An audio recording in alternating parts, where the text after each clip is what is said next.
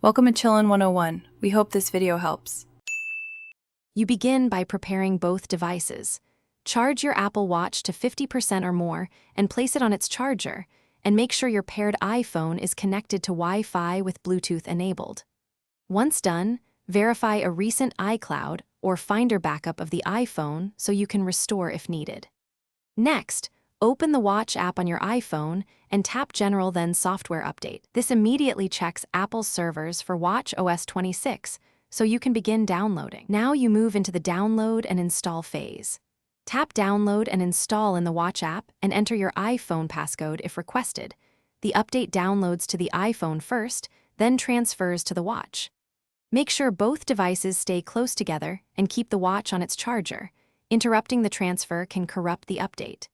If you want faster progression, disable low power mode on the Watch and iPhone, but understand that battery drain may increase during installation. To finish, allow the Watch to complete the install while on its charger. It will restart automatically when done, and you'll see progress on the Watch face. After reboot, check Settings General about to confirm WatchOS 26 is installed. If the update stalls or fails, restart both the iPhone and the Watch, ensure stable Wi-Fi, and retry. If problems persist, use your recent backup to restore the iPhone, and then unpair and repair the Watch before attempting the update again. Thanks for watching. Consider subscribing if we helped you.